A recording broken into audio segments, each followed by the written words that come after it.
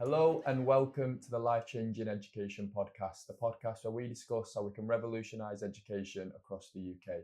For today's episode, I'm joined by Krystian Liptrot, the CEO of Life Changing Education. Nice to see you, Krystian. Nice to see you, Will. So I know a lot about you. I've worked at Life Changing Education now for last year, going into my second year this year, but the people watching and listening might not know anything about you. So just going into a bit of your background, I know when you were at school, you were at Hollingworth Academy, you were the head boy there. You've been a singer, you've played football at Rochdale, you have been a teacher, you've been a head teacher, and now you're a CEO of LCE. So I just want to know how these life experiences have shaped your founding of LCE. Absolutely. Start with saying good morning. It's great to see you. Yeah, sorry, good morning. I'm really excited for this podcast to take shape, but not because of today's episode, but because I'm really excited to bring external guests in. I think can share such strong messages and add so much value to the education sector. So I'm looking forward to them, and I don't know, maybe a little bit embarrassed that I'm doing this, but looking forward to having a conversation and like you say, giving people insight. Yeah, it's only right to have you on first. Yeah. So I'll go right back to the beginning, and we'll talk about how life has shaped me really and brought us to this point. I'd say from an education perspective, in regards to my experience as being a pupil, I'm really fortunate and privileged that I had the parenting structure that my parents invested their time and energy into prioritising me and my brother, doing really well at school. So years ago when I was at primary school, before teaching assistants was actually an official role, my mum volunteered at my school in what we would now describe as a teaching assistant capacity.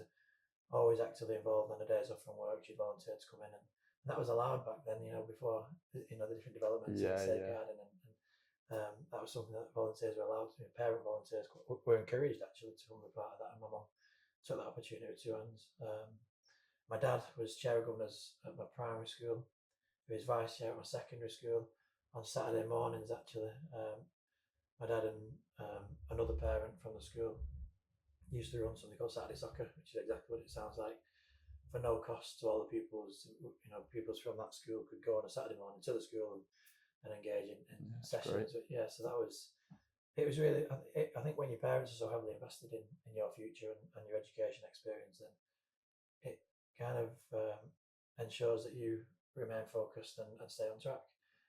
And what I would say is from taking my parents away, I'm also incredibly fortunate in regards the 12 years I spent at school. I would say the skill sets I naturally uphold are celebrated. If other skills were celebrated in the curriculum, I'd been, if your ability to build a flat pack piece of furniture was on the curriculum, I'd have been so far down. But that's a really impressive skill that people have that I don't. But fortunately, I was okay at sport, so that meant I could make good friendship connections, social confidence.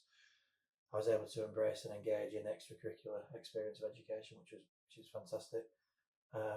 From an education academic perspective, again, I'm lucky. I was relatively able, so I was top sets, and again, I was able because at home my parents were working with me on the homework and making sure that I focused on the key targets that were asked of me by my teachers. But I was in top sets, which allowed me to work towards highly celebrated GCSE results. So all of that, puts you in quite a privileged and fortunate position in education as a pupil, doesn't it? 100%. And some people might just see that as normal. Some people might see that as fortunate. So yeah, it's a really interesting take you have on that. And it's interesting as well. I don't know you because I know your background as well, and I know similarly. You excelled in the sports arena, very good in the classroom academically, and hence why you've gone on to secure first class honours degrees and masters. That doesn't happen by chance, but there's also a level of ability that goes with you from school. Yeah. I think externally people would look at pupils like you and myself, and I know that people thought school was an easy experience for me. I was really kind of anxious at home, but my parents had to encourage me into the school doors. So certainly after an extended 6-week holidays, as an example, first day back in September, I found really difficult. But nobody at school would have known that because my safe space was home. And I had parents that I trusted and I felt secure with, so I was able to communicate how I was feeling and express my emotions, and they were able to support me through the door. So even though something can look relatively easy to somebody, we never know what someone's actually battling. And it's a good job you had them parents to guide you almost and push you in the right direction. Because some people, now we know, some people don't have that at all. So them anxious feelings they're bringing into schools, especially on the first month, not even just the first day of term, Mondays after the weekends, you can see it, can't you, with 100%, students? every time, and we see. I think that's what allows us to notice it in our pupils so quickly, because we're so aware of that, and also obviously our ratios are quite high. But I'm going off in a tangent, Anna. But if then leaving school, I went and you made me sound much better than I was. Genuinely, you have. I don't know. I've heard you sing. You're all right singer. No, you genuinely have made me sound. So certainly football. I mean, I was okay. From a school perspective, I would say I was better than most. But one school in Milne is a very small field when you've got people all over the world chasing that dream. So they say jack of all trades, master of none, and I would say that would have been me until, I would say, my latter part of my career, which we'll come to later. But found your calling. Yeah. And again, I feel lucky to have done that, because some people go through careers and never feel that way, do they? So I feel really, really blessed to have, to say that. Yeah. So from football, I mean, it was a difficult one for me, because I suppose I said in school to everybody that would listen, I want to be a footballer, because that's a commonality amongst young lads who all really enjoy playing football. Yeah. And whilst I said it, I thought I believed it, but I still had reservations. I still wondered if there was something else for me, plan B, C, D. And again, because of my academic success, I was able to have them options. But the one thing it really did for me was it did enlighten me and expose me to interactions with people that outside of football I would have probably never really come across. People who have different lives from the football you played at school, seeing that people in the local area might live completely different lives day to day to you. Yeah, and the only commonality and consistency we have between each other is the fact that we're both signed to this football club in this apprenticeship. But I would say that because I had uncertainties and I had questions as to where my aspirations lay long term, I'd say their hunger might have been more. So technically we could say who was better, who was not, who was fitter, who was more athletic. That's all by the by, and I would say I held my own definitely. But their hunger was levels ahead of mine, because without football, it really was a case of what else could I do, and that could potentially take people down the wrong paths, couldn't it? So I'd say that's the biggest lesson from football. People can think that the dream is to be a footballer, but I think you should be open enough to learn from every opportunity you have. No, yeah, well, yeah, it's great that obviously you're not a professional footballer now, but the fact that you've learned something that you can take into your career now shows it the benefit of it, doesn't it? Yeah. And then the music, no one ever believes me when I say I fell into it, because how do you fall into music? But essentially, again, I did. My parents, fantastic parents, still really amicable, still prioritise every aspect of family life. But they separated when I was a young adult. So as a result, my mum then was running a home on a single income. So she went to start singing to make some more money. Okay. I didn't feel comfortable with I'm probably overthinking it, and maybe even seeing the worst in society, but I didn't feel comfortable with my mum going out to the pubs and clubs always on her own. So I'd sometimes go in a company and make sure that I felt like she was okay. And it makes complete sense. Yeah. And then stupidly, I put myself with eye contact with my mum. He said, "Okay, do a song." Who'd heard me sing in the shower maybe when I was younger and thought it was okay. So I did a couple of songs and it was well received. So then, young male in that environment, cabaret, you want to call it, very few. So again, right place, right time. Got quickly contracted to the more corporate events. I was in the golf clubs, I was in the Groves, the casinos, the Hilton hotels, the Village hotels, and again, forget about the music and the singing. There was an opportunity to learn again, without even knowing you're learning. Yeah. You're developing that confidence to interact and communicate confidently to an audience of people watching you. Well, let's transfer that to the classroom, and that's I would say almost the biggest challenge. Your planning can be meticulous, and your preparation for the lesson can be 100%. Best of the best. But if you are unable to engage your pupils and get them to really believe in your subject and be confident in what you're doing, and dare to make mistakes, allow themselves to express themselves and get it wrong, unless you create that environment and learn how to make people feel safe with you. So I think the music really taught me that. And again, I was interacting with people of different generations and different backgrounds, business owners, employees, a range of different people again, if you're open enough to listen, then you should be learning in every conversation, every interaction, is my belief, and that applies to anyone you interact with, whether that's teaching you good habits and great things to do, or making you unfortunately learn from other people's mistakes, or think so.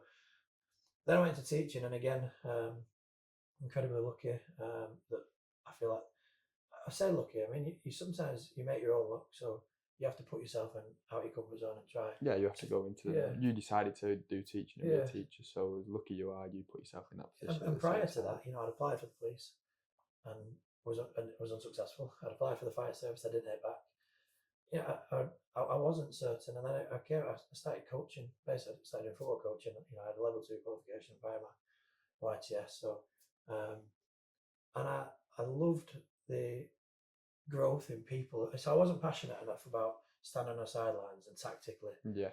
I wasn't passionate enough about football, but I loved seeing the growth in people's confidence, and that was kind of my addiction, really. So that took me to university and encouraged me to go into teaching. Then my first job was, I really, I fell into working at Tunnicliffe Primary School, a small primary school in Whitworth. A lovely cohort, fantastic group of staff who majority were long-term servant. The retention was really good there, led by a really strong head teacher in John Heap, who I've always got respect for, and I've kept in touch with. Not as regularly as you would like, because life happens, but in each different thing, different kind of progression in my career, I've been back in touch to say, I want to thank you again. You started this journey. I loved the size of a primary school, but I didn't feel like I was as impactful and as effective as I'd like to be. I felt like my skill set should lie with secondary age pupils. I felt that age excited me in regards relatability, getting them prepared for a post-16 life of excitement, and taking the shackles off, really. Yeah, getting them prepared for life outside of education. Yeah. So that's what excites. So I went to, again, because of my relationship at Hollingworth, as you mentioned, I was highly thought of pupils, so I was able to go back into school alongside teachers who had been my teacher, and that was strange in itself, because you're re-identifying your relationship with your identity as well. Yeah. And I was young, so I wasn't much older than the old. I was, about 8 years older, but it's you don't feel it at the time. Don't feel it, So it was cautious and careful to make sure that you're maintaining the utmost professionalism, so that boundaries are as they should be. But you still want to be relatable and safe for them to feel comfortable in expressing themselves in the lesson, but also if they've got something that they need to disclose, you're available, aren't you? Emotionally available adult. So learned so much there, and then an opportunity came up, which really shaped my career, if I'm honest, to work at Brown Learning Community, which you're from Rochdale, as I am. Yeah, I was going to ask, for the viewers that might not know what it is, could you just briefly describe what it is? Because I, as an outsider, believe it is an important part of why you started LCE. So if you could just explain it in a bit of detail. Yeah, so Brown Learning Community, it's for people in Rochdale will be really familiar, but people listening to this outside of Rochdale, is essentially it's the local authority, PRS, or Pupil Referral Service, and special school. Now Rochdale was relatively unique in regards, they put both of them settings under one umbrella. Great experience for me, in regards to development and learning about EHCs and annual reviews. That was really insightful. From a PRS perspective, the ambition and aspiration to work with pupils intensively and kind of eliminate, or allow them to overcome barriers to education, and allow them to eliminate bad habits they might have picked up in regards to coping strategies, and then move forward to focus on good strategies. And again, I was lucky because the head teacher that was there, Kate, she was, I think by the time she retired, 20 plus years in post, had led the school towards good Ofsteds every time they've been, both for special and PRS. So, and she was very much about expressive teaching. She allowed me the opportunity and the creativity, and the freedom as well. The trust, and to express myself in the classroom. So I was head of maths there. I moved up to assistant head teacher, and then by the time I left there, I was deputy head teacher. I spent over 10 years there. And again, it was really developmental as a deputy head there, because it was spread over 3 sites. each one of your three deputies was head of centre. And again, I was lucky. I keep using the word lucky, but I think you should feel lucky if you do embrace opportunities. And the site that I was fortunate enough to oversee at Downhill was the all through provision in regards age. So it was age 4 to 16 all on one site. Yeah. So it was highest in number of pupils.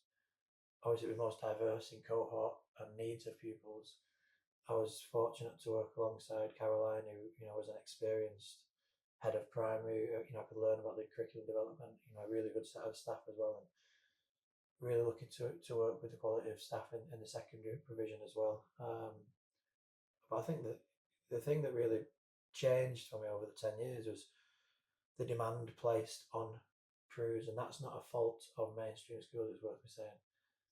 That's a fault of education underinvested in mainstream. It's a fault of the system. Of course it is. Yeah, it's a system that's almost designed to fail, isn't it? Yeah, and the mainstream schools are genuinely got the backs against the walls. Every day they're doing their utmost, and there's no people in there trying to do bad. Nobody wakes up in the morning and says, "I'm going to do a rubbish job today." Yeah. Everyone wakes up with great intention. But when you look at the retention figures, 114,000 leaving the profession in the last 3 years, any business, any organisation, any industry couldn't sustain standards with one in three teachers are leaving the profession within 5 years. It's a damning statistic, but it's a statistic that needs listening to and needs changing. Yeah. And as a result, what that meant was more and more parent exclusions are happening. That's not a Rochdale dynamic. That's look at the national data. We're higher than it's ever been before. Yeah. So when I first started, Brownhill, my form was 6 pupils, 2 staff. You can do incredibly intensive work for them 6 pupils, with that ratio. Which is what they need. Which is what they need, Yeah. absolutely. By the time I left, my biggest form had 17 pupils in it. There's set 5 classes in mainstream with less pupils than that. Yeah. So you don't get the opportunity to put the interventions in place. Then an opportunity came up. Kate was retiring. I knew it was a period of transition for the local authority for the school. So with that, the opportunity came up to be the head in the independent special sector. I'll never speak ill of the people within the sector. People again go into that environment because they care passionately about individualising the approach to learning and supporting the needs of each individual pupil. What really didn't align with me, I'll say, I won't use stronger words than that, but it didn't align with me, was the priority for business metrics, in my opinion, over pupils. So over actually helping the pupils. Yeah, so I'd be sitting there in a monthly occupancy call, asking how many pupils I've got and what that means financially for. I'm saying we need to close the doors for an amount of time because these children with diagnosis need consistency. They don't need a revolving door of pupils joining.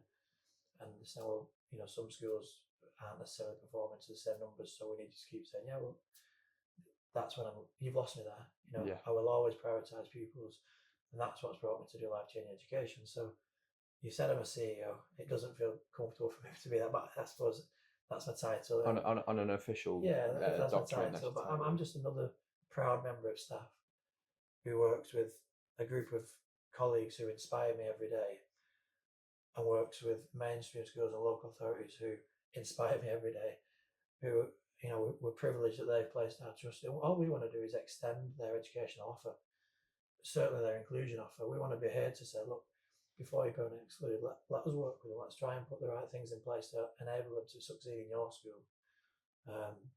But yeah, so that's why, life-changing education, we pride ourselves on the lowest possible, fees for schools to pay, but the highest possible caliber of staff to a point, whether that's head teachers, whether that's deputy teachers, whether that's curriculum leads, but forget about that, whether that's professional athletes, whether that's mental health wellbeing leads, whether Great Britain athlete, that's the caliber of people. So we need to invest heavily in who we're bringing in, but our fees need to be because we would rather, and I'm talking for both of us here, I know you're aligned with this, we would rather as a company receive exactly the same amount of money but be able to support 5, 6, 7 times as many pupils. That's the impact we have.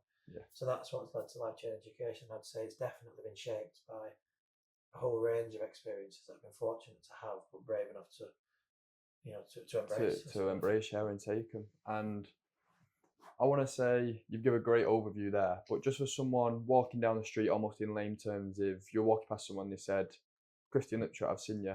What is life-changing education? How would you describe it in almost a few sentences. And why do you call it an aspirational provision instead of an alternative provision? Yeah, I mean, the worst thing anyone can do is stop me in the street and ask me what it's about, because that'll take an hour of their time that they'll never get back, Yeah, because I'll talk so passionate about what we do. I mean, aspirational provision, why aspirational, not alternate? I suppose because, um, unfortunately, I suppose there's a stigma with, and rightly so at times, genuinely rightly so at times, there's a stigma with what we call alternate provision at times, which is that the aspirations, are decreased, and it's almost sometimes out of sight, out of mind. And we wanted that first, from a title perspective. Forget about, I'm not right now, and I'm sorry if I offend people listening, but right now, when you're thinking about what we're going to be, I couldn't really care less about whether I offend somebody by saying it's also alternative or aspiration. What I care about is when that pupil comes in, we uplift their ambitions and aspirations for themselves. yeah.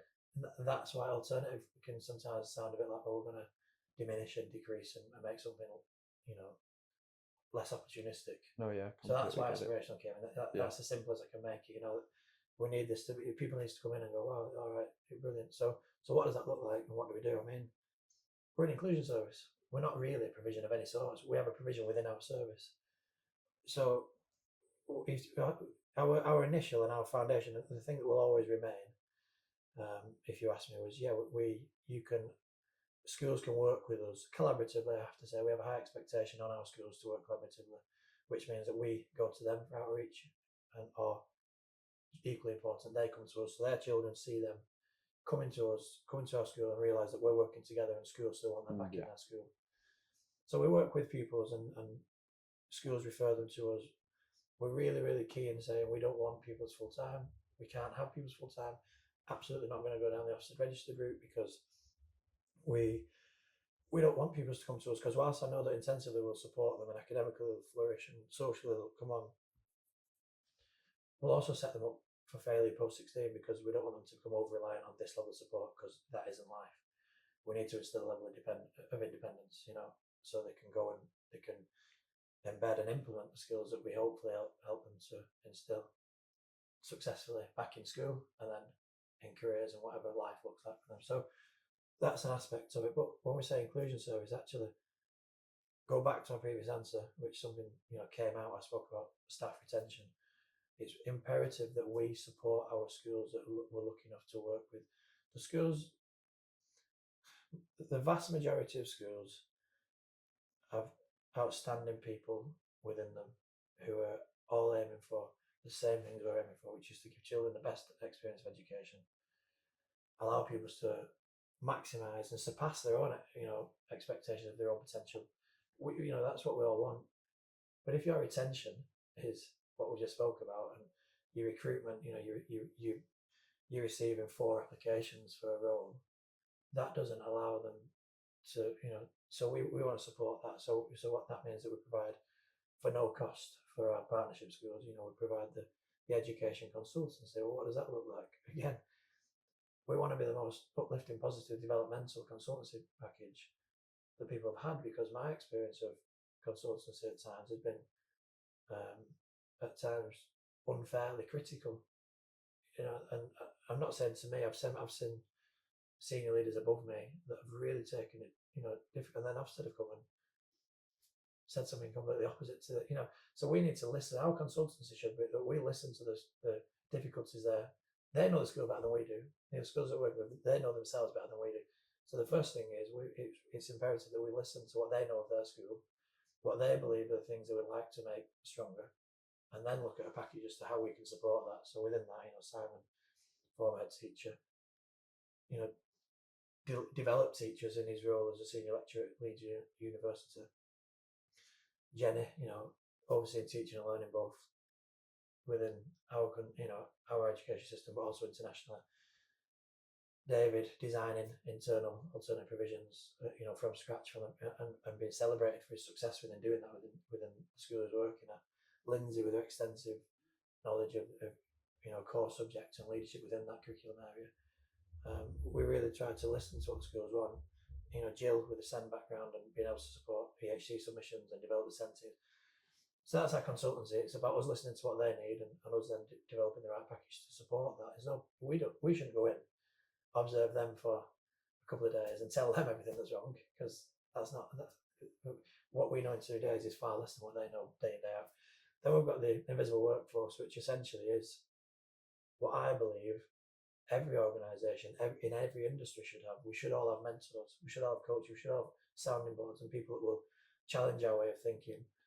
And the invisible workforce is for people in schools in leadership roles who might not have anyone they feel they can talk to. They're telling people what to do, but they might not have anyone they can get advice from themselves. So that's where LCE can step in with the invisible workforce, isn't it? Yeah. So within that team, you go in as high, supported as high up as deputies, head teachers, even CEOs if it's needed.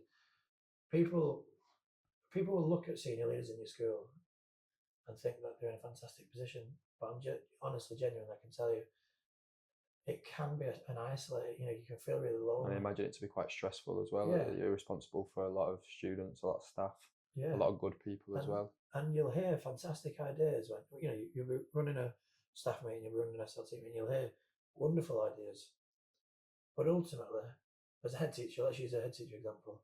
When Ofsted come on that report, it's you that's named as head teacher. It's your name that's going to be judged. So you've got to take on board the team around you, make key decisions that one or two people might not agree with, and then keep that confidential, because you've not sometimes got a sounding board. So it can be an incredibly lonely, isolated place if you don't have the right support. So the team with that, we've brought Paul in. Paul's leadership experience is extensive. Warrington Wolves cult hero, 17-year career, Great Britain player, manager now of Swinton Lions, been offered, senior coaching and managerial roles in the Super League. Since then, he's studied towards master's degree at Loughborough University. He's been provided extensive support in cultural change within the NHS. So he's bringing a wealth of experience of leadership from a range of contexts, but from arguably one of the most ruthless contexts in professional sport. The highest level. So the insight you can bring to that is. And then he's supported as well by, Jim, who's industry lead in engineering, managing director, and David Miller, commercial director at GSK. Phenomenal experience. And what they won't do with the senior leaders, again, that they're fortunate enough to work with, is pass any judgment. They're there. Let's listen to the things you do. Right, well, let's look at solutions and how we can overcome them. So that side of it. We've then got Jill Williams, who's leading our Senko hub, and that's going to. I'll be honest, that's more of a collaborative networking environment. And again, why wouldn't we allow each other to meet people that might have overcome something successful that you're encountering? So that's about us bringing. That's how you learn. That's how you learn to overcome it, and how someone else might have succeeded might be how you succeed. And the more people you talk to, the more we know how to overcome these barriers. Absolutely that. You couldn't. I wish you were describing LCO, but yeah, absolutely that. And so that's bringing the SEND teams together from the schools that we work with and saying, right, what are we struggling with? What at the minute, has there been any changes to expectations, policies, let's talk. And to me, that just makes so much common sense in a way of how we can overcome that barrier. So because again, being a Senko in a mainstream school, especially now, things are getting more and more EHC plans, and it's a thankless task. Yeah, it really is. It's thankless, and you've got a team around you that are doing their utmost to support you, but they're all got heavy timetables. And again, I'm sure I can't talk from experience, but I can talk from what I've heard from colleagues I'm working with, that how nerve-wracking and isolated it can feel, and parents unfairly at times and blame at you for failing their child. Actually, that's not happening. You're not failing. Much deeper than that. Yeah. So that's bringing people together. Then we've engaged with Rugby League Cares. Rugby League Cares are a fantastic charity and support people all over the country in a range of different industries, but it's focused on mental health and wellbeing support for adults. And again, we're providing that for free for all of our partnership schools. Well, all of that is free for all the partnership schools. Yeah, so if they have a partnership of any size, they get access to all these services. And the partnerships are based on us working with them over a 12-month period, working with pupils intensively. Ideally not the same people for 12 months. We aim on 12-week turnarounds where possible. So people come to us and we support them back in. But essentially, we want it to be as cost effective as possible. Let's reduce fees for schools on consultancy, on mentoring and leadership support, on provision for the pupils, on mental health and wellbeing support. Let's reduce all them costs, because that means their budget can then be spent on the things that really excites the schools to spend it on, whether that's increased opportunities, better resources, recruitment.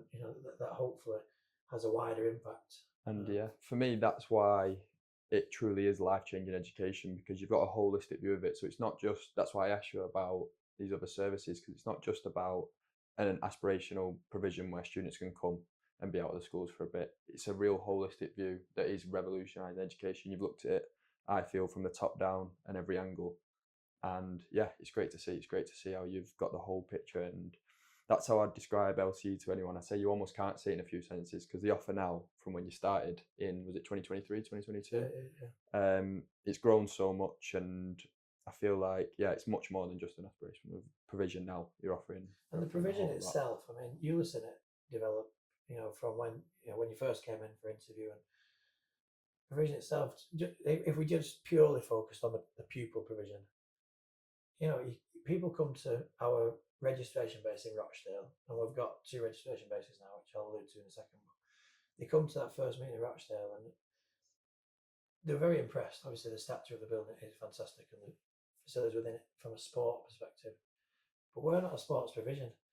We're lucky that, again, we've got prowess within the team and facilities, of our own to utilise and allow our people the best opportunities for sports. So if you come into LCE and you want to be working within the sports industry, whether that's from a health and fitness, whether that's teaching, whether that's competing and being an athlete, you are going to be blown away by our facilities. I know that.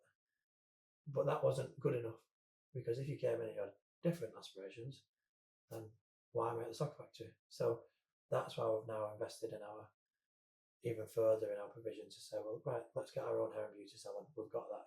It's a fully functioning salon that, prior to us taking it on, was a salon open to the public. Yeah. So our pupils are working towards qualifications in there, and long term providing free treatments to local elderly residents. What an opportunity that is for them to build experience in not just applying the treatments, but actually in conversing with a different generation. Then we look at our art studio in Milno. It's such a space now that you walk in, it's a gallery that blows you away. So it's an art shop, isn't it, as well, and a place where they can make art. And you've got pupils in there going, I've not been into art for 3 years because of behaviour. And what David, the environment, David and the team, but David and his skill set from a subject perspective, that is aspirational. He allows people who think they can't do art to create something that you would think a highly paid artist has done. And it's all on the walls when you go in. It's amazing to see. Yeah, and then we've got our registration base now in Tameside, Ashton United Football Club. Again, what a space that is. And we've linked up with Ashton United, and we're so proud of that. Ashton are so present in their community and do so much, and they need support from the community. So we're really proud to work with them. But our pupils are now going to have opportunities for catering, genuine catering experience. Match day programs. We've got season tickets for the pupils. As a base from a learning environment, it's such a calming space. The booths that allow the pupils to work confidently, but in small groups. I'm probably, I've got the music studio at Show 5, again, a phenomenal facility for the local community that we're proud to work with, but that's our facility now for our pupils to access during our days. And within that, our pupils can learn the introduction to light engineering for stage lighting, to sound engineering, to music production in the recording studio, learning instruments in the 4 rehearsal rooms they've got, whether that's piano, keyboard, guitars, bass guitars, drum. So the outdoor provision, we've got a little bit of rugby club again, and for them to allow us access to their 13 acres of land, it's amazing. But our kids need to be outdoors. Our pupils need to know that there's a life outside of their estate. Yeah. And on the doorstep in Rochdale, we've got some stunning spots. And again, for your well-being, for your development, physically, mentally, being exposed and accessing them with regularity can only benefit us. So that the investment we've put in, and I've probably missed some of the facilities there, but I just want to touch on there as well as access to bikes, to do local bike trials as well. And then our base is the soccer factory as well in Rochdale. Well, I say it's the Rochdale site base. that's got, I don't know how many actually, it's got a full size 9 nine, pitch. indoor, 5 side, Yeah, full size indoor pitch, 3 classroom ladies in space. there. Yeah, well, 3 classrooms. Yeah, As it's you say. what a space again for Rochdale community, and why wouldn't we be proud to show up? Some of our pupils have never set foot in there, but they live in Rochdale. When they come in, they're blown away. So again, what Soccer Factory has done for the local area in the last 15 years, we're proud to be part of that. But yeah, when you talk about aspirational provision and you compare it to, unfortunately, some provisions that pupils have to endure rather than have the opportunity to go to, it makes a big difference. Yeah. And if you do want to see any of them sites, if you check out Life Changing Education on LinkedIn or Instagram, all them sites are available to see and they are great. There's also the gym as well that we haven't spoke about. Limitless Fitness at Oldham, So there's boxing, we've got boxing coaches, great boxing coaches, and the gym equipment, top of the range, and just being able for them to learn how to improve physically, again, like you say, for your mental health, for your physical well-being. Some of these children we have in Rochdale, they're not leaving the house. Or you say if they are, they're just going onto the estate. They're not actually doing anything physical. So yeah. And what Limitless Fitness are doing as well, outside of our hours, again, is so aligned, because you spoke about revolutionising education, but at that facility, they're revolutionising opportunities for the local communities. There's women's only classes, but then he's invested in the area so that women single parents might be able to come and bring their children whilst they're exercising, where the children can play pool or go on the PlayStations. And what they're doing for the local community in such a cost-effective way as well is, we're so proud to have access to incredible facilities, but actually be attached to people who are really supporting the local communities. Well, yeah, that brings me on. I did want to talk about Life Changing Education's impact within the local community. So as you say, we're now in Ashton, so Greater Manchester and also Rochdale.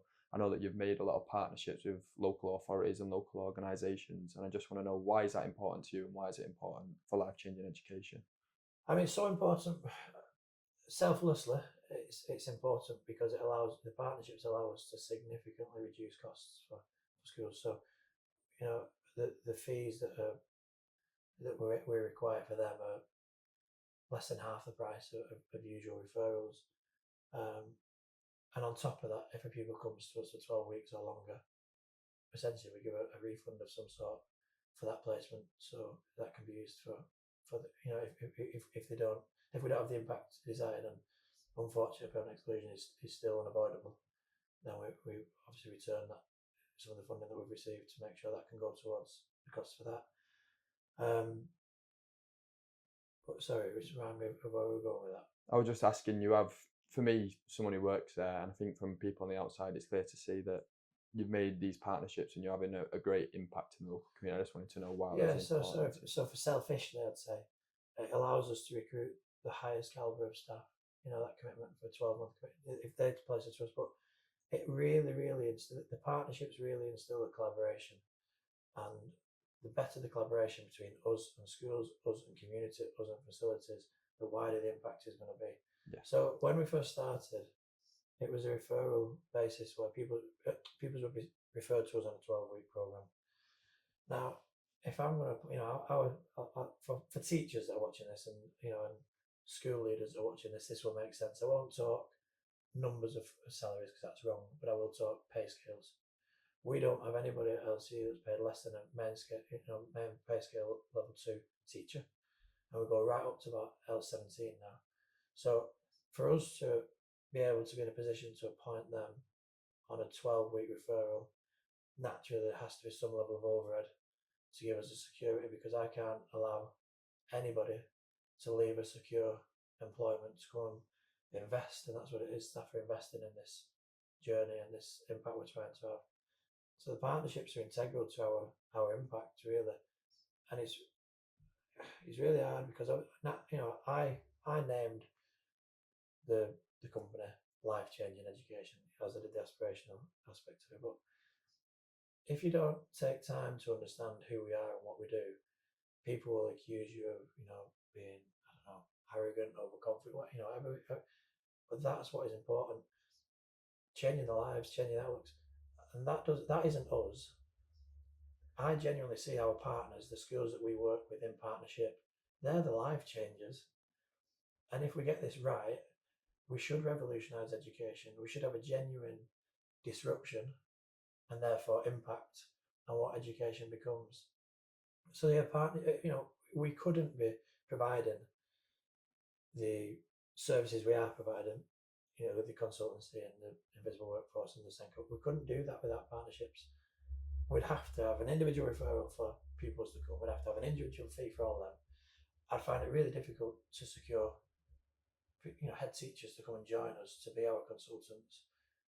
So the partnerships they're everything. And if I'll be honest, I have said no to working with some schools. If it feels to me that they are seeing us as an out of sight, out of mind service that takes a problem away and they can just forget about.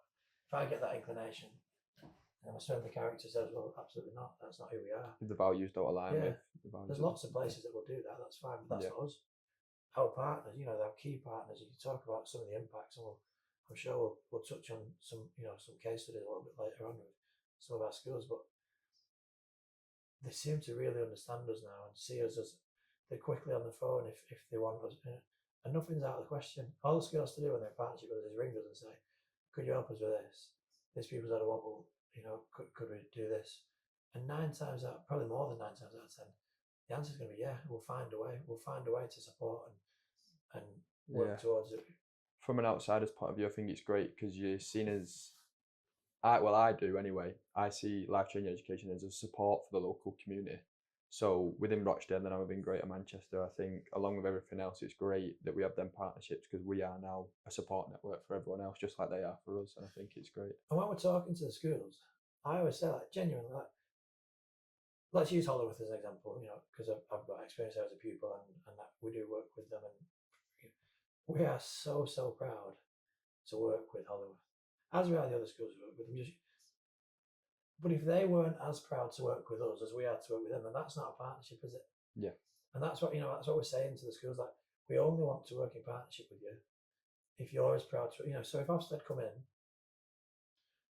I want them to celebrate the relationship with us, not be worried about what they'll think. I want them to say, look, this is what we've done for our staff, this is what we've done for our well-being, this is what we've done for our performance, this is what we've done for our pupils.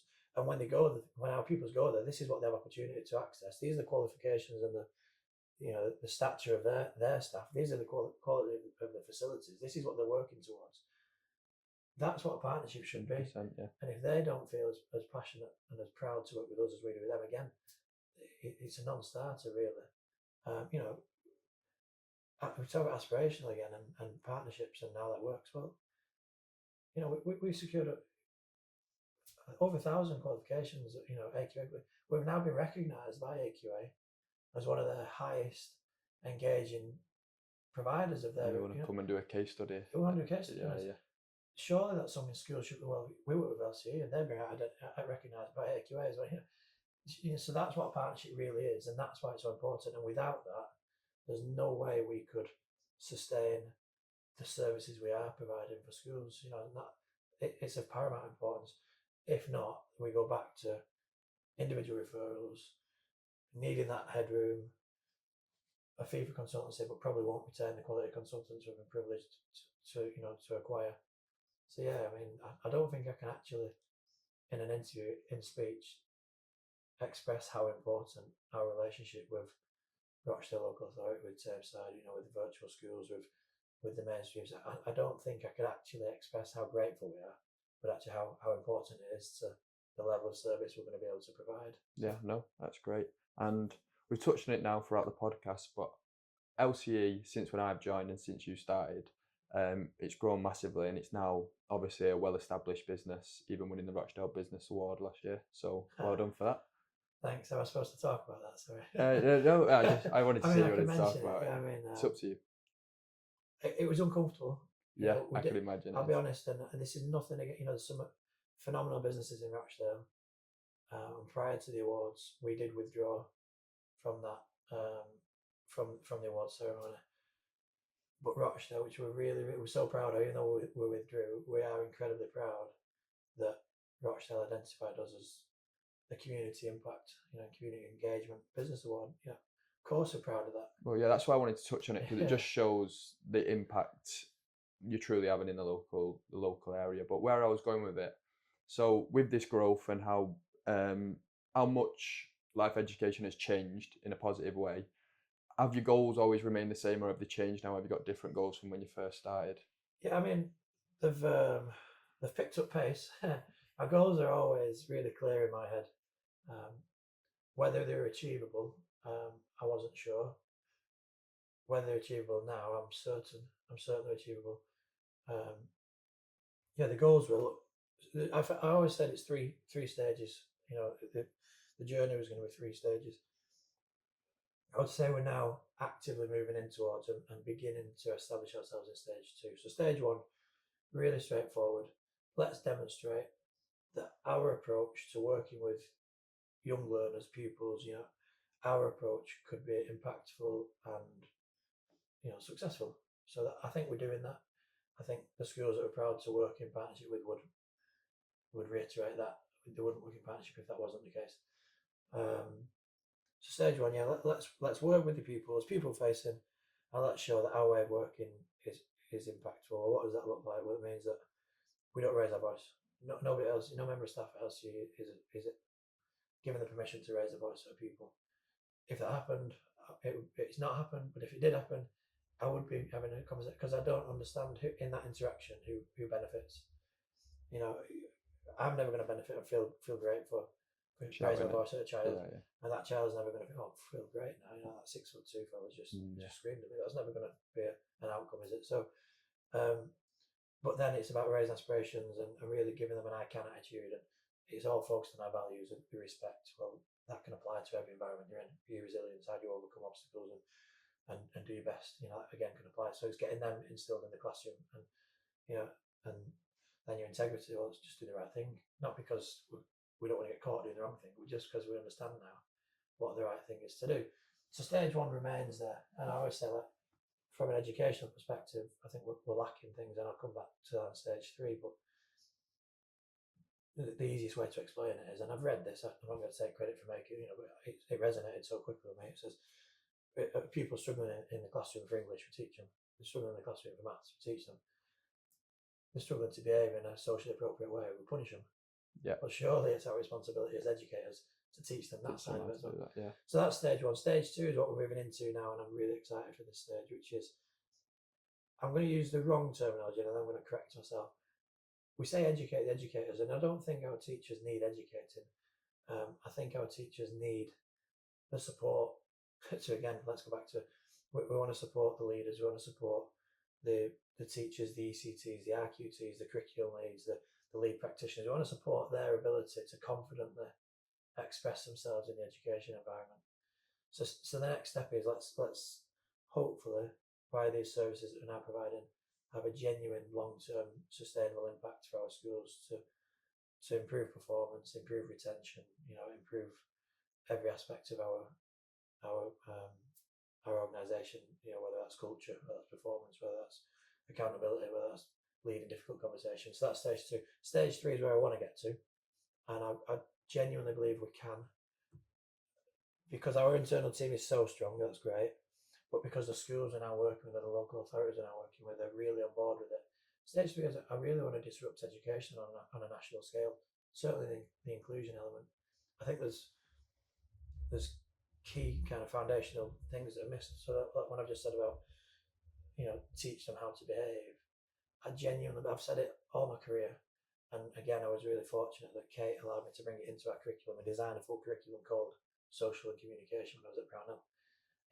And some staff were reticent because they were so familiar with academic expectations. But unless we teach our young people from 4 years old how to seek support when they need it, how to push themselves, how to take themselves out of the comfort zone, how to recover from a mistake or getting something wrong, unless we embed that through the educational journey, not just in school, we're setting them up for failure in life. Yeah, it's life skills. And like you said, you alluded to it at the start. So if you are from a home where you're supported and you have that emotional support and you're fortunate enough to play for a football team, say, and you can gain that social circle, but there's a lot of kids out there that don't have that support at home. They're not emotionally stable enough, or they don't have that emotional intelligence that they're learning from the parents to know how to deal with being resilient in situations. And on top of that, they don't have a social circle. So the education system, they don't thrive in that education system. Whereas to start with, they might need the life skills first in a lot of cases, so they can then benefit in the Of course they do. education system. So it's a massive gap, and we see that in our line of work now. And it's almost crazy to me. I'm young in the education space, but I feel like it's crazy to me that no one's realised that almost earlier. It makes, I'll be You know? honest, I mean, I'm going to say something now which might bring unnecessary attention to us, but I have contacted Sir Martin Oliver on multiple occasions to try and ask if we could have a genuine meeting about this. And obviously, I know he's busy, heading up Ofsted and the changes that's going to. I know he's busy. I'm not. This isn't.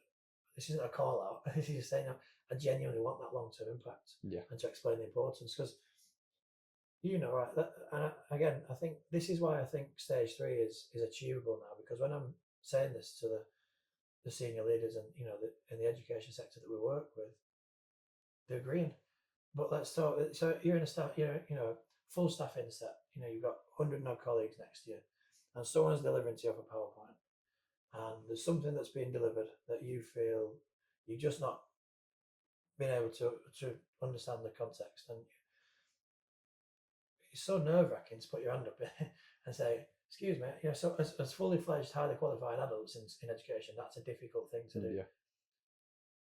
We have to be able to. So a lot of the time when our pupils are dysregulated in class, it's because they're highly anxious. Highly anxious, sitting in that room with 30 uncontrollables around them, a teacher at the front. They've got anxiety and embarrassment and fear because they don't understand the lesson content. They've got anxiety and fear because there's a social interaction in that room that makes them feel uncomfortable. So the easiest way to avoid being in there is to do a behavioural incident, which means they're exited from the class.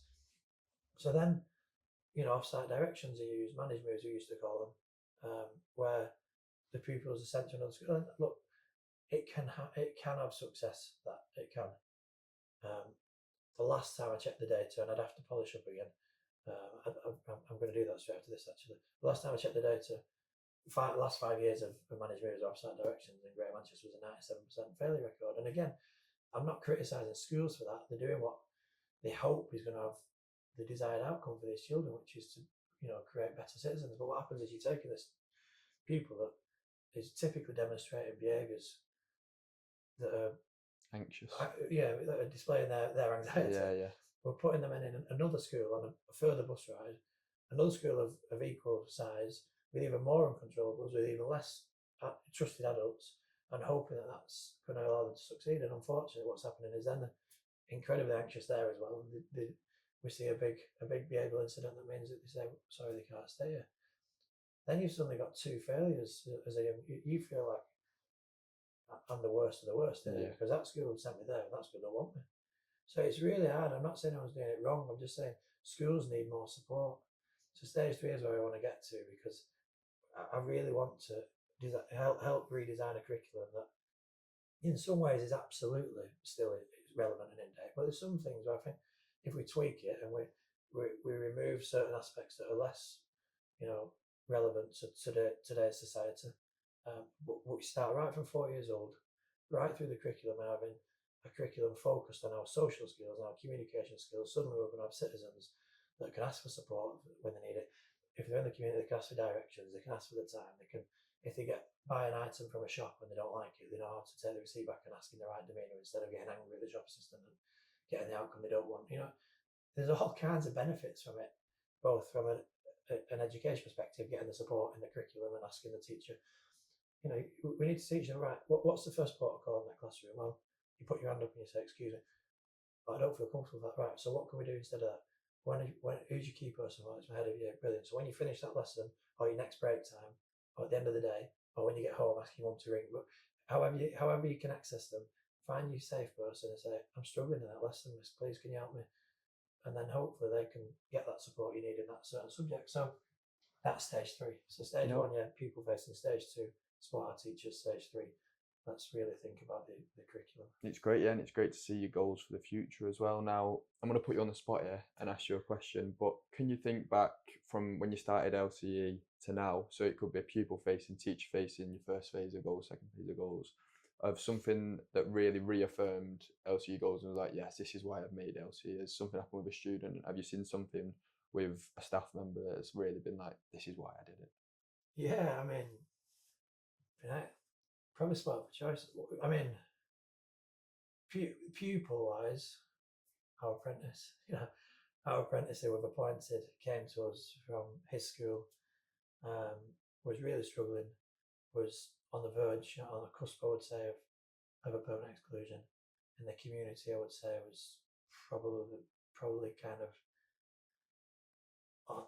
very, very close to being criminally exploited. The wrong people were trying to encourage him to do the wrong things, which would have been very difficult. And he came to us initially for a couple of weeks, stopped coming, probably anxiety, stopped coming. I was asked to go back to the school to meet a new pupil, he said. When I got there, it was the same pupil. We had a conversation, put the right things in place to give him the confidence to come back. Since then, returned to school full time, earned himself in year 11 last year, grade 4s in maths and English, earned himself a senior leadership recognition award from the head teacher, and then he's earned himself an apprenticeship with us, so he's now going to Rochdale training. Another key partner of ours, it's worth saying, and it's probably worth me giving some context to Rochdale training when I say this, but I trust them implicitly, which is why I've engaged with them to educate Will when he's not with us towards a teacher assistant level 3 qualification. He's on full-time salary with us as an apprentice. He's going there to get that qualification, and Rochdale training have been so accommodating, so kind, and aware of his social needs and his learning style. They've been, so that, yeah, I suppose that's led us to two key developments. One is our partnership with Rochdale Training, who, whilst the title is Rochdale Training, support again post-16 learners all over the Northwest towards apprenticeships. So they've done it as a non-profit organisation for over 50 years. So, but that, from a pupil perspective, seeing that pupil who was so close to PMX earn a recognition award from his head teacher and get the GCSE grades, and then now be a proud employee of Life-Changing Education. And be able to teach other students that are just like him, and use that experience. Probably, I'd say, our most relatable member of staff for so many of our pupils now. He's not just an apprentice, he's someone we should all be learning off because of his experience in school and what made things better for him. And now I'm talking to him about his experience in school, and he's realising so many positives of his journey, even though it felt so difficult at times. So yeah, that's one. I'd say from a staff perspective, one of the schools in Oldham that we work with were kind enough. So there was a girl that attended us for a short period, and her home life has been very difficult at times. I'm probably underplaying that. And she'd only with us a short period, and PERMEX was decided for her. It was a matter of 3 or 4 weeks of us knowing her, really. And all I said was, would I be able to come to the permanent exclusion appeal meeting, knowing that she might not have had much representation.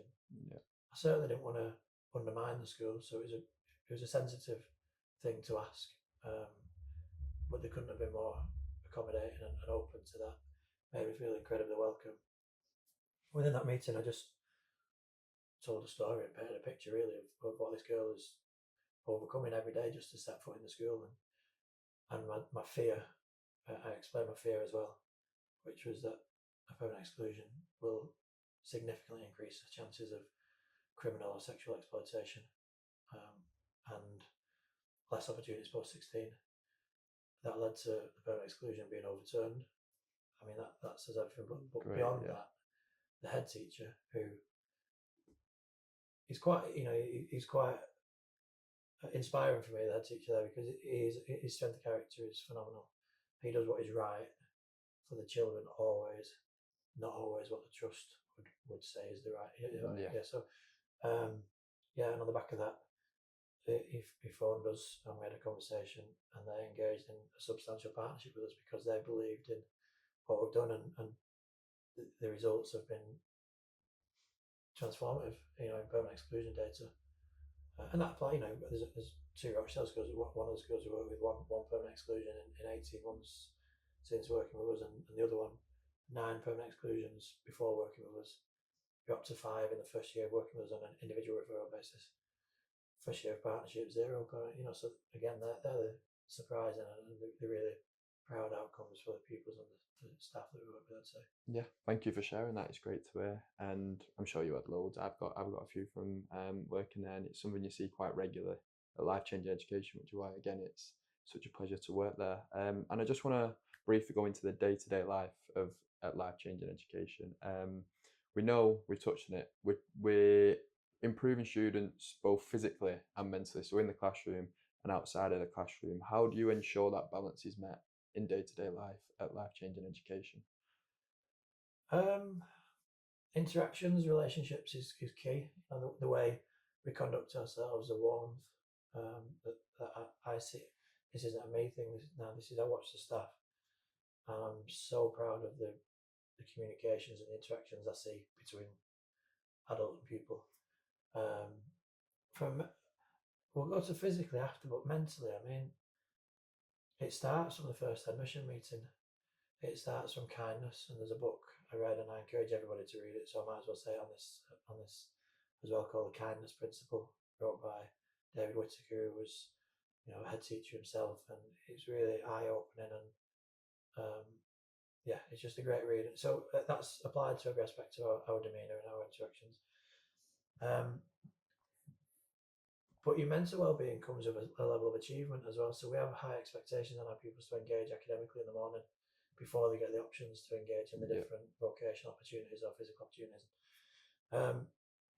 Look, if you're going to school every day and thinking you can't do something, and thinking you're a failure, and thinking then your mentality and your mental well-being detrimentally is going to be impacted, isn't it? If you suddenly come in and we're going, look, wow, that's brilliant, that you can do that, and then very quickly they're achieving the certification, the AQA unit awards, and then they're working towards functional skills, and then we're also asking for schools for their medium-term plans, and we're able to show the pupils that they can access the curriculum with the right level of support.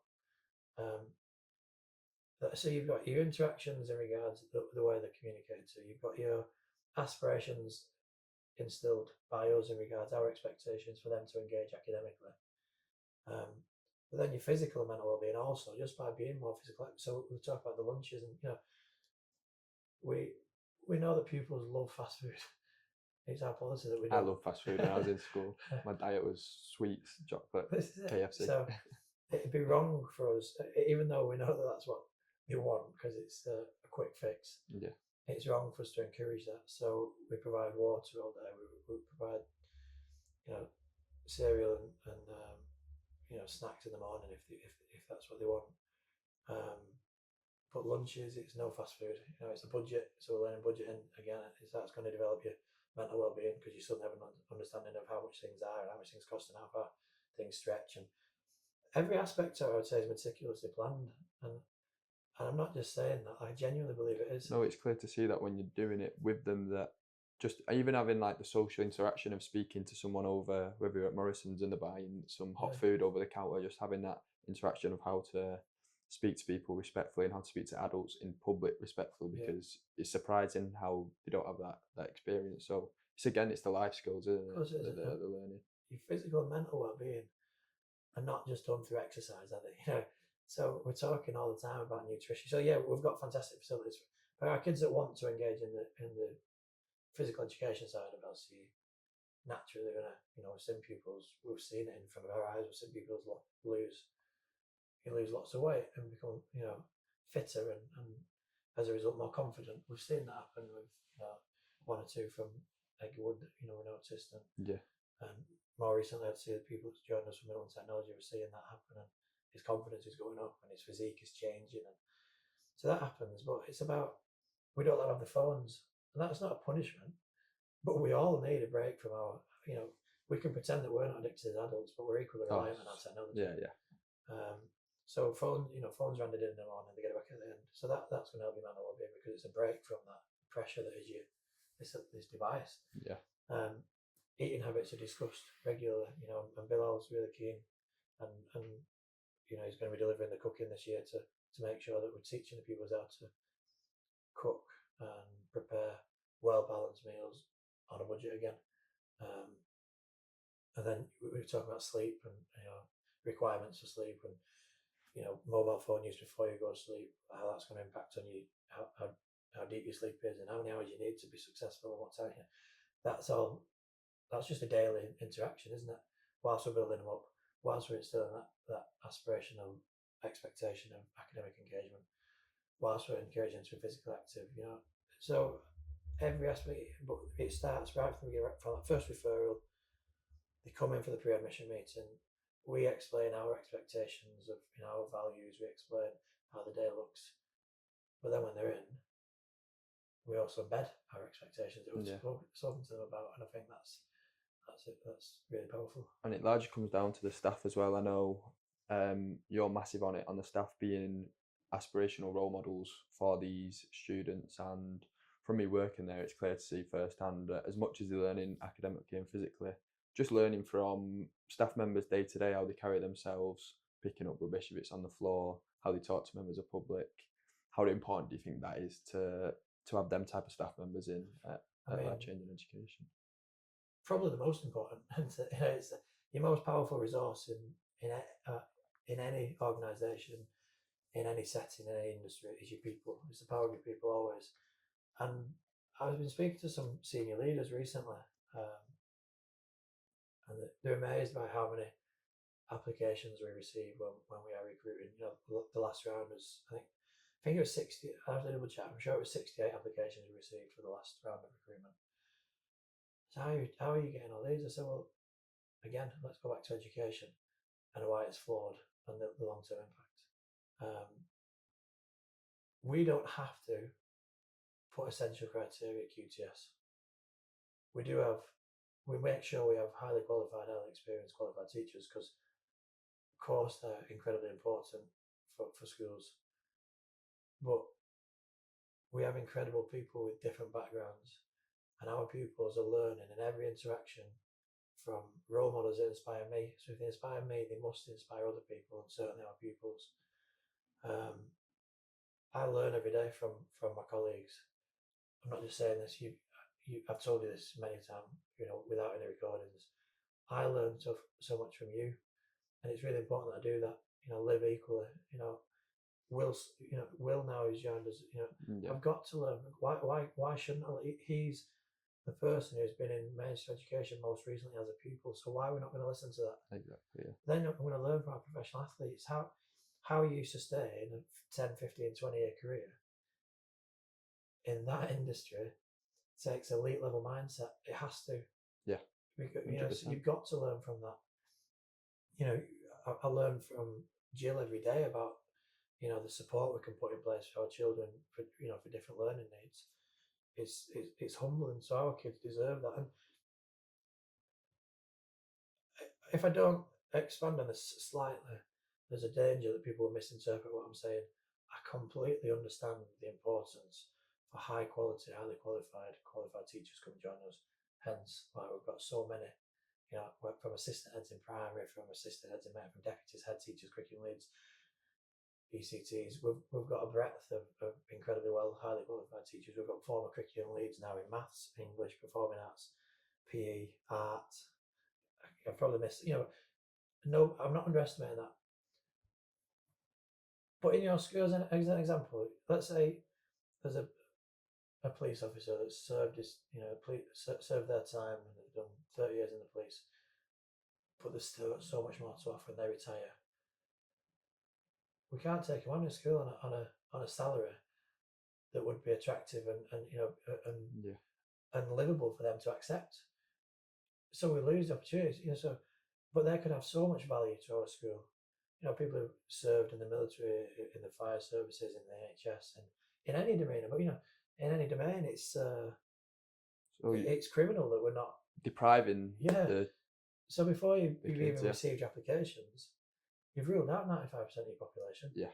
And then if we do bring people in that are not, we have to cap them on an unqualified pay scale. So they're capped at early 30s as an example.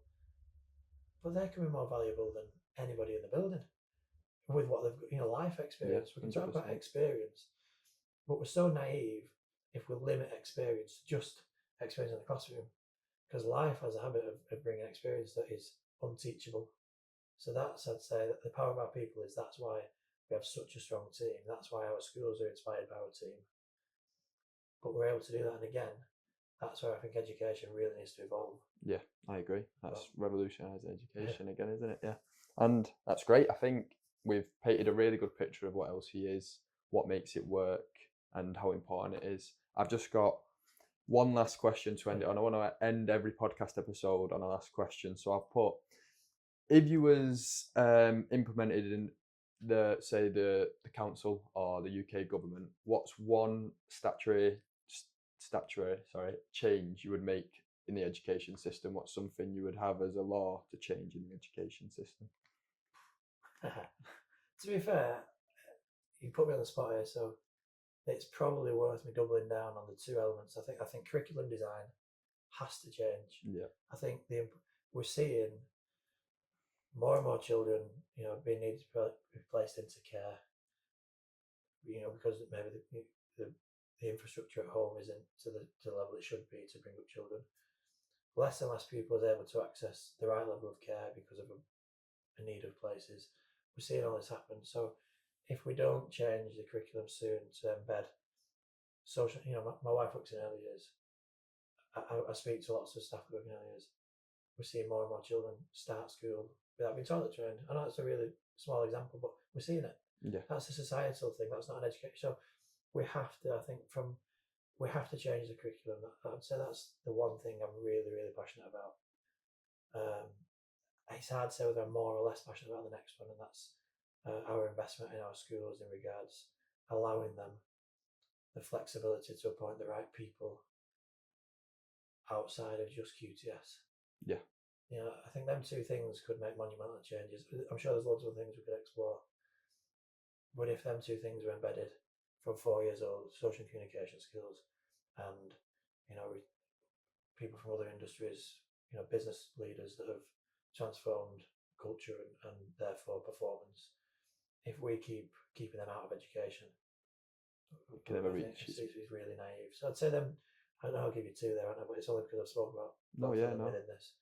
If you'd asked me for one, I'd have probably immediately gone to the curriculum design. That's because I'm so passionate about it.